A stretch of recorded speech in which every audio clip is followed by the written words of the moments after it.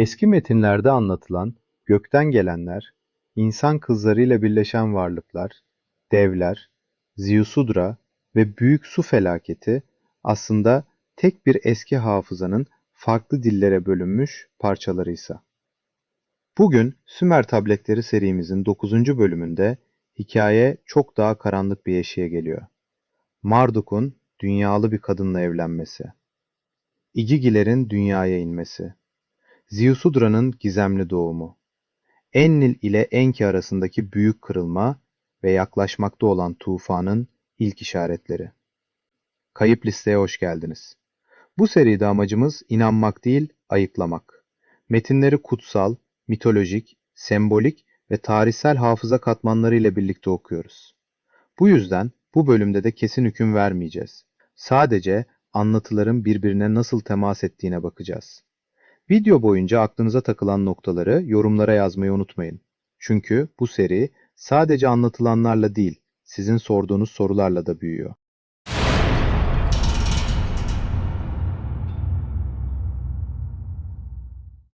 9. tabletin açılışında dünya artık eski dünya değildir. Lahmu'da, yani anlatının Mars'la ilişkilendirdiği diyarda kuraklık artmıştır. Toprak tozla kaplanır. Gökyüzü huzursuzdur. Güneşte olağan dışı parlamalar gözlemlenir. Dünya ile Lahmu'nun dengelerinde bozulmalar hissedilir. Enki, Enlil ve Nilma bu işaretleri görmezden gelemez. Onlar için mesele yalnızca bir iklim değişimi değildir. Gök düzeninde, gezegenlerin devrinde ve yaşam döngüsünde bir sapma vardır. Abzu'nun uzak uçlarına gözlem aygıtları kurulur. Ak diyara, yani anlatıda buzlarla kaplı güney bölgeye bakan noktalarda sarsıntılar izlenir. Nergal ve Ereşkigal bu gözlemlerin başına getirilir. Ninurta ise denizlerin ötesindeki dağlık diyarlara gönderilir. Görev açıktır. Eğer gök ile yer arasındaki bağ kopuyorsa, bunun ilk işaretleri kayda geçirilmelidir. Ama bu sırada Anunnaki önderleri başka bir şeyin daha farkına varır. Yalnızca dünya yaşlanmamıştır. Onlar da yaşlanmıştır. Adapa'nın ölümünden sonra Enki daha içe kapanıktır. Bir zamanlar genç, atılgan ve maceraya hazır olan önderler artık yorgundur. Enki, Enlil ve Nimma birbirlerine baktıklarında ilk kez aynı soruyu sessizce hissederler. Biz burada ne kadar kaldık? Dünyaya gelişlerinin üzerinden çok uzun çağlar geçmiştir. Çocukları dünyada doğmuş, dünyada büyümüş, dünyada kendi düzenlerini kurmuştur. Ama ilginç olan şudur, dünyada doğanlar onlardan bile farklı bir yaşam ritmine girmiş gibidir. Nimma, bunu yaşam döngülerinin değişmesine bağlar. Enlil ise daha kuşkucudur. Nibiru'ya dönmek istediklerinde her seferinde bir engel çıkmıştır. Bu engel gerçekten Nibiru'dan mı gelmektedir, yoksa dünya artık onları kendine mi bağlamıştır? Bu bölümün temel gerilimi burada başlar. Çünkü önderler göğe bakarken kader dünyada başka bir kapı açmaktadır. Marduk babası Enki'nin huzuruna çıkar ve yalnızca ailesini değil, bütün Anunnaki düzenini sarsacak isteğini söyler. Marduk, babası Enki'ye ciddi bir mesele için geldiğini söyler. Enlil'in oğulları eşlerini seçmiştir. Ninurta, Nannar ve İşkur kendi evliliklerini yapmıştır. Nergal ise Ereşkigal ile birleşmiştir. Marduk'a göre artık onun da bir eş seçme zamanı gelmiştir. Enki önce bunu sevinçle karşılar. Ama sonra Marduk'un seçtiği kişinin kim olduğunu öğrenir. Marduk'un istediği kadın Nibiru soyundan gelen bir prenses değildir. Dünyalıdır. Adapa'nın soyundan gelen, Enkime hattıyla ilişkilendirilen Sarpanik'tir. Enki şaşırır. Çünkü mesele yalnızca aşk meselesi değildir. Marduk, Nibiru'da prenslik hakkına sahip bir ilk oğuldur. Eğer dünyalı bir kadınla evlenirse, Nibiru'daki konumu tartışmalı hale gelecektir. Bir anlamda kendi göksel soy hakkından vazgeçmiş olacaktır. Fakat Marduk'un cevabı serttir. Zaten hakkım olan verilmedi. Nibiru'da da dünyada da ilk oğulluk hakkım gölgede bırakıldı. O halde ben dünyada prens değil, kral olmak istiyorum. Bu cümle 9. tabletin en önemli kırılmalarından biridir. Çünkü Marduk artık yalnızca Enki'nin oğlu değildir. Kendi siyasi geleceğini kurmak isteyen ayrı bir güç merkezidir. Bu evlilik isteği Enlil'e ulaştığında öfke patlar. Enlil için mesele çok açıktır. Enki'nin geçmişte dünyalılarla bağ kurması başka şeydir. Marduk gibi bir prensin dünyalı bir kadını eş alıp ona statü vermesi başka şeydir. Ninmah da hayal kırıklığı yaşar. Çünkü kraliyet geleneği içinde Marduk'un kendi soyundan birini seçmesi beklenirdi. Fakat Marduk gelenek yerine dünyayı seçmiştir. Mesele Nibiru'daki Anu'ya iletilir. Danışmanlar toplanır. Kural kitaplarında böyle bir durum için açık bir hüküm bulunamaz. Çünkü bu daha önce yaşanmamış bir karışımdır. Nibiru, soylu bir prens, dünya kökenli bir kadınla evlenmek istemektedir. Sonunda karar gelir. Marduk evlenebilir. Ama Nibiru üzerinde prenslik hakkı artık eskisi gibi olmayacaktır. Enki bu kararı kabul eder. Marduk da kabul eder. Enlil istemese de boyun eğer. Fakat Enlil'in bir şartı vardır. Marduk ve Sarpanit Edin'de kalmayacaktır. Onlara uzak bir diyar verilecektir. Abzu'nun yukarısında sularla ayrılmış, gemilerle ulaşılabilen bir bölge. Anlatının işaret ettiği yer daha sonra Mısır'la ilişkilendirilecek olan topraklardır. Böylece Marduk'un evliliği yalnızca bir aile meselesi olmaktan çıkar. Dünya üzerindeki yeni bir güç alanının başlangıcına dönüşür. Eridu'da büyük bir düğün hazırlanır. Bakır davullar çalınır, tören duyurulur. Marduk ile Sarpanit'in birleşmesi yalnızca iki kişinin evliliği gibi görülmez. Uygar dünyalılar için bu tören neredeyse bir taç giyme merasimi gibidir. Çünkü onların gözünde bu evlilik gökten gelenlerle dünyanın birleşmesidir. Fakat düğüne gelen herkesin niyeti aynı değildir. Lahmu'dan büyük gruplar halinde İgigiler gelir. Görünürde Marduk'u onurlandırmak, düğüne katılmak ve birlik mesajı vermek için oradadırlar. Ama kendi aralarında başka bir karar almışlardır. Marduk'a dünyalı bir eş alma izni verildiyse, onlar da bu haktan mahrum bırakılmamalıdır. Uzun süredir yalnızlık, görev ve soy devamı meselesi İgigiler arasında büyüyen bir yaraya dönüşmüştür. Dünyalı kadınları görmüşlerdir. Onlara karşı arzu duymuşlardır ve artık beklemek istemezler. Aralarından Şamgaz adlı bir önder çıkar. Bu figür daha sonraki bazı anlatılarda Semyaz'a benzeri isimlerle hatırlanan gökten inenlerin lideri motifini akla getirir. Plan basittir ama sonuçları korkunç olacaktır. Marduk'un düğün günü tören bittiği anda işaret verilecek ve İgigiler dünyalı kadınları alıp götürecektir. Burada dikkat etmemiz gereken nokta şu: bu anlatıyı gerçek tarih gibi değil, eski metinlerdeki gök varlıkları ve insan soyları karışımı motifinin bir versiyonu olarak okuyoruz. Yaratılış metinlerindeki Tanrı oğulları, Hanok geleneğindeki göksel varlıklar ve Simer anlatılarındaki İgigiler arasında kurulan benzerlik de tam bu noktada önem kazanıyor. Düğün biter, Şamgaz işareti verir. İgigiler dünyalı kadınları alıp Sedir Dağları'ndaki iniş bölgesine çekilirler. Orada kendilerine korunaklı bir alan kurarlar. Artık bu yalnızca gizli bir eylem değildir. Açık bir meydan okumadır. Önderlere şu mesajı gönderirler: yoksunluk yeter, çocuksuzluk yeter. Biz de eş istiyoruz. Ya buna izin verirsiniz ya da dünyayı ateşe veririz. Bu tehdit Anunnaki önderleri arasında paniğe yol açar. Marduk'tan duruma el koyması istenir. Fakat Marduk'un cevabı Enlil'i daha da kızdırır. Çünkü Marduk, İgigilerin tarafını anlamaktadır. Onlara verileni benden esirgemeyin der gibidir. Enki ve Nimma isteksiz de olsa duruma razı olur. Çünkü savaş çıkarsa sonuç çok daha yıkıcı olacaktır. Ama Enlil için bu bardağı taşıran son damladır. Onun gözünde dünya görevi artık bozulmuştur. Önce Enki'nin müdahaleleri, sonra Marduk'un evliliği, şimdi de İgigilerin dünyalılarla birleşmesi. Enlil için bütün düzen kontrolden çıkmaktadır. Ve belki de ilk kez insanlığın geleceği onun gözünde korunması gereken bir miras değil, büyüyen bir sorun gibi görünmeye başlar. İgigiler ve dünyalı eşlerinden çocuklar doğmaya başlar. Bu çocuklar eski anlatılarda gökten gelenlerin çocukları, devler, kahramanlar ya da eski çağın güçlü kişileri gibi motiflerle ilişkilendirilen çizgiye yerleştirilir. Marduk ise bu yeni karışıp soyları kendi bölgesine davet eder.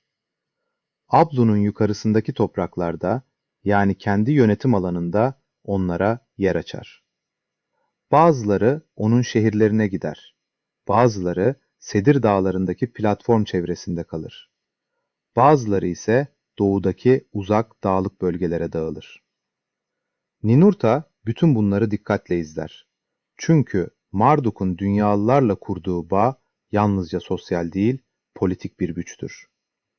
İnsan toplulukları çoğaldıkça kim onlara bilgi verirse, kim onları örgütlerse, kim onlara şehir kurmayı öğretirse, geleceğin dünyasında o söz sahibi olacaktır.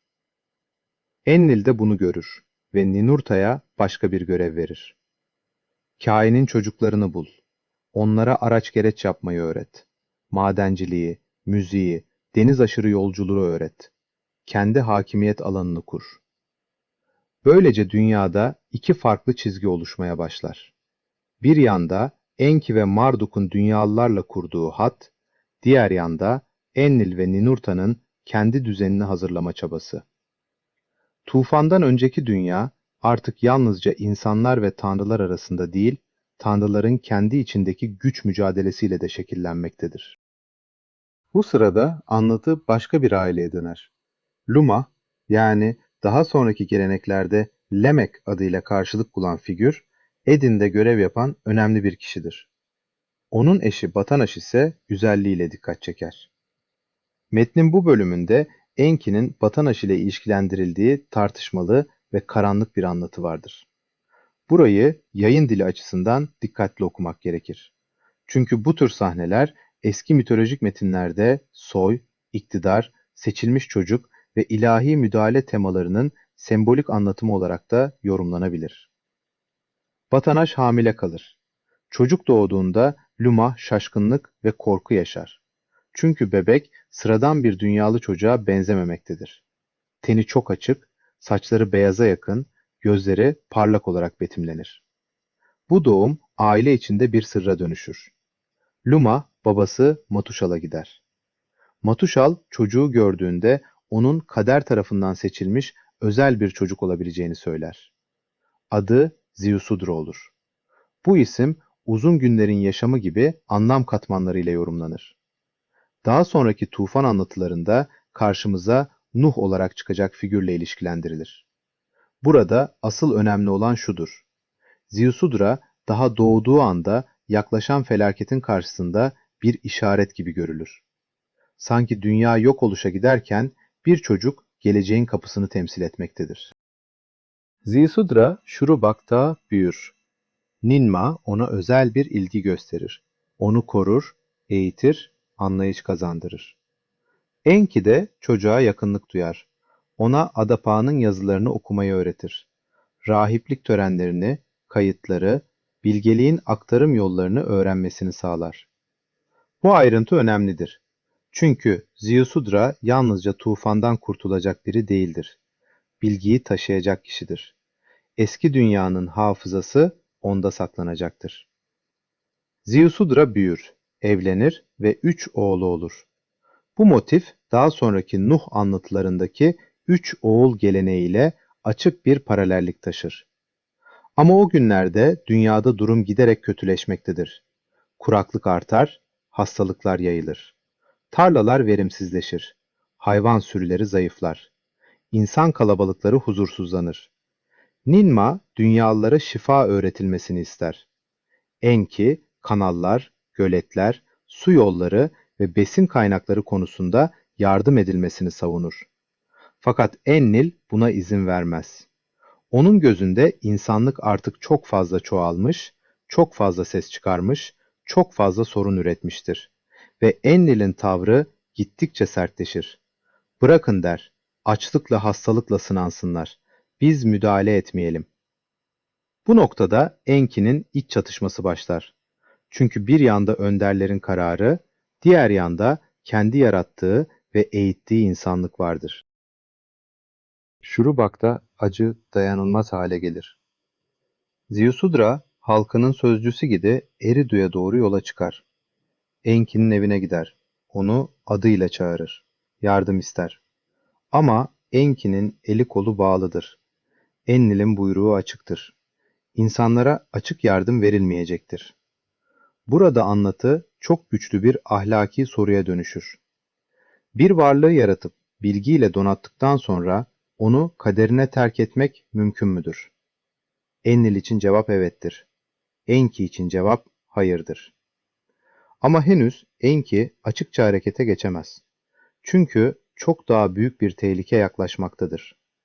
Dünya yalnızca açlık ve hastalıkla değil, gökten gelecek büyük bir sarsıntıyla karşı karşıyadır. Nibiru'dan yapılan gözlemler giderek daha endişe verici hale gelir. Güneşte lekeler ve parlamalar görülür. Gezegenlerin devrinde tuhaflıklar izlenir. Jüpiter'le ilişkilendirilen Kişar huzursuzdur. Asteroid kuşağı görünmeyen kuvvetlerle çekilip itilir gibi anlatılır. Akdiyar'da yani buzlarla kaplı güney bölgede garip sarsıntılar kaydedilir. Buz kütleleri gevşemeye başlamıştır. Nergal ve Ereşkigal'in raporları korkutucudur. Ninurta'nın uzak diyarlardaki aygıtları da aynı şeyi söyler. Dünyanın derinlerinde bir gümbürtü vardır. Nibiru alimleri sonunda uyarıyı verir. Bir sonraki geçişte dünya büyük bir çekim etkisine maruz kalacaktır. Akdiyar'da tutulan buzlar yerinden kopacak, dev bir su dalgası oluşacak, dünya büyük bir tufanla kaplanacaktır. Bu yalnızca insanları değil, dünyadaki Anunnakileri de tehdit eder. Madenler kapatılır, altın sevkiyatı tamamlanır. Göksel araçlar hazırlanır, dünya ve Lahmu için boşaltma planı başlatılır. Artık mesele kimin suçlu olduğu değil, kimin hayatta kalacağıdır. Tam bu sırada sahneye gizemli bir figür çıkar. Galzu. Aksakallı, bilge görünümlü bir elçi olarak anlatılır. Enlil'in karşısına çıkar ve Anu'dan mühürlü bir mesaj getirdiğini söyler. Enlil şaşırır çünkü bu geliş önceden bildirilmemiştir. Mühür incelenir, mesaj güvenilir görünür. Galzu, Enki ve Nimma'nın da çağrılmasını ister. Üç önder bir araya geldiğinde Galzu yalnızca tufan hakkında değil, daha büyük bir sır hakkında konuşur. Nibiru'ya dönen Anunnakilerin durumu incelenmiştir. Dünyada çok uzun süre kalanlar artık Nibiru'nun yaşam devrelerine uyum sağlayamamaktadır. Dönenlerin bedenleri çökmekte, zihinleri zayıflamakta, ölüm onları hızla yakalamaktadır. Bu, Enki, Enlil ve Nimma için sarsıcı bir haberdir. Çünkü anlamı şudur, dünyada çok uzun kaldınız. Artık Nibiru'ya dönerseniz yaşayamayabilirsiniz.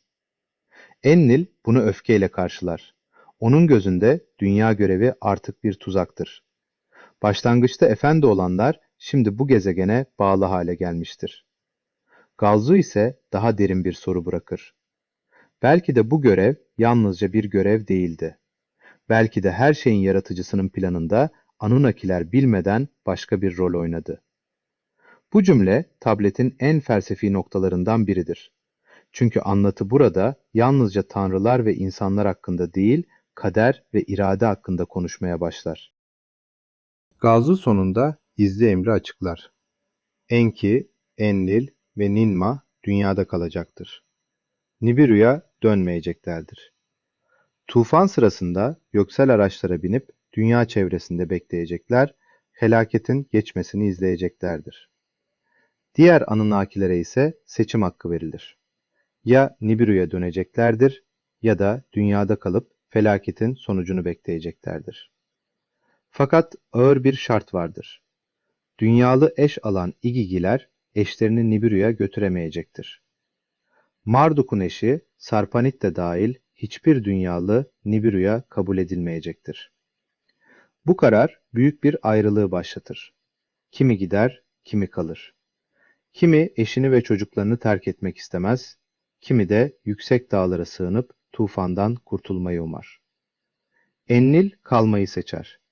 Ninurta babasıyla kalır. İşkur'da kalır. Nannar ise tufanı ayda beklemek ister. Utu ve İnanna dünyayı terk etmeyeceklerini açıklar. Enki, Ninki ve Ninmah'ta kalır. Marduk ise öfkeyle şunu söyler: İgigileri ve Sarpanit'i terk etmeyeceğim. Bu söz onun dünya ile bağını kesinleştirir. Toplantının en sert anı dünyalıların kaderi sorulduğunda yaşanır. Anunnakiler ve İgigiler şunu merak eder: peki insanlara ne olacak? Enlil'in cevabı acımasızdır. Onlar kendi bozulmuşlukları içinde yok olup gitsinler der. Enki buna karşı çıkar. Ona göre insanlık kendi elleriyle oluşturdukları harika bir varlıktır. Yalnızca kullanılıp bırakılacak bir işçi soyu değildir. Bilgi verilmiş, şehir kurmuş, yazı öğrenmiş, düzen oluşturmuş bir canlı topluluğudur. Enlil ise Enki'yi suçlar. En başından beri kuralları sen değiştirdin der. İlkel işçilere üreme yeteneği verdin. Onlara bilgi aktardın. Adapa soyunu yükselttin. Marduk'un dünyalılarla birleşmesine yol açtın. İcigiler de onu örnek aldı. Artık kimin efendi, kimin hizmetkar olduğu bile belli değil. Enlil için tufan, korkunç ama kaçınılmaz bir temizlik gibidir. Enki içinse tufan, müdahale edilmezse büyük bir ihanet olacaktır. Sonunda Enlil herkesten yemin ister. Yaklaşan felaketi durdurmak için dünyalılara açıkça yardım edilmeyecektir. Ninmah gözyaşları içinde yemin eder. Diğerleri de boyun eğer. Enki ise sorumluluğu Enlil'in üzerine bırakır. Kararı sen verdin der. Bu olacaksa bunun yükü de senin adınla anılsın. Ve toplantıdan ayrılır. Bu ayrılış tufan anlatısının asıl dönüm noktasıdır. Çünkü Enki açıkça yemin etmese de insanlığı tamamen terk etmeyeceğinin işaretini verir. Hazırlıklar başlar. Nibiru'ya dönecek olanlar göksel araçlara bindirilir. Vedalar yapılır. Kimi sevinçlidir, kimi yas içindedir. Araçlar birer birer yükselir. Geride kalanlar için dünya artık bekleme odasına dönüşmüştür. Marduk İgigileri toplar ve onlara seçim sunar. Lahmu'ya gidip felaketin yatışmasını bekleyebilirler. Ya da dünyanın uzak, yüksek dağlarına dağılıp sığınak arayabilirler. Enlil ise kalanları görev gruplarına ayırır. Ninurta uzak diyarlardaki sarsıntıları izleyecektir. Nergal ve Ereşkigal Akdiyar'a bakacaktır. İşkur geçitleri koruyacaktır. Sippar hazırlıkların merkezi olacaktır. Sonra Enlil Enki'ye önemli bir teklif sunar. Kayıt tabletlerini güvenli biçimde saklayalım. Tabletler altın sandıklara konur. Sippar'ın derinliklerine gömülür. Bu sahne bütün serinin özüne dokunur. Çünkü kayıp listenin sorduğu soru tam da budur. Eğer eski dünyadan kalan bir hafıza gerçekten saklandıysa, o kayıtlar hiç bulundu mu? Bulunduysa kim okudu? Okunduysa neden bütün insanlık aynı hikayeleri farklı isimlerle anlatıyor? Bu sorunun cevabını kesin olarak bilmiyoruz. Ama anlatılar sanki çok eski bir felaketin çevresinde dönüp duruyor. Tufan yaklaşırken Enki, Ninmah'a bir öneride bulunur. Yalnızca insanlar değil, dünyadaki canlı türleri de korunmalıdır. Her türden örnekler, tohumlar, yaşam kalıntıları toplanmalı, Şurubak'ta ve Abzu'da güvenli yerlere alınmalıdır. Felaket geçtikten sonra yaşam yeniden kurulabilmelidir. Bu fikir, daha sonraki tufan anlatılarındaki her türden ikişer motifini hatırlatır. Fakat burada olay yalnızca bir gemiye hayvan bindirme hikayesi değildir. Daha geniş bir yaşam arşivi fikri vardır. Tohumların, türlerin, kayıtların, bilgilerin saklanması. Yani tufan yalnızca bedensel hayatta kalma meselesi değil, hafızanın korunması meselesidir. Tam o sırada haber gelir. Ninurta'dan gelen rapor karanlıktır. Dünyanın gümbürtüleri uğursuzdur. Nergal ve Ereşkigal'den gelen haber daha da ağırdır. Ak diyar sarsılmıştır. Artık beklenen şey başlamıştır. Enki'nin Kayıp kitabının 9. bölümü burada bizi tufanın eşiğine getiriyor. Bu bölümde Marduk'un dünyayı seçişini, İcigilerin isyanını, Ziusudra'nın gizemli doğumunu, Enlil ile Enki arasındaki insanlık kavgasını ve yaklaşan büyük su felaketinin göksel işaretlerini gördük. Ama asıl soru hala açık. Tufan bir ceza mıydı? Doğal bir felaket miydi? Eski gök gözlemlerinin mitolojik dile çevrilmiş hali miydi? Yoksa insanlığın hafızasında kalan daha eski bir travmanın farklı metinlerde yankılanması mıydı? Bir sonraki bölümde bu soru daha da büyüyecek. Çünkü artık sahne hazır. Ziusudra var. Tufan yaklaşıyor. Önderler yemin etti. Enki ise sessiz kaldı. Ve bazen eski anlatılarda en tehlikeli sessizlik yaklaşan kurtuluşun ilk işaretidir. Eğer bu serinin devamını istiyorsanız videoyu beğenmeyi, yorum yazmayı ve kayıp listeye abone olmayı unutmayın. Sizce Ziusudra gerçekten Nuh anlatısının en eski yankılarından biri olabilir mi? Yoksa bütün bunlar farklı kültürlerin aynı büyük felaketi kendi diliyle anlatmasından mı ibaret? Yorumlarda buluşalım. Kayıp listede amacımız inanmak değil, ayıklamak. Bir sonraki tablette görüşmek üzere. Sevgiyle kalın.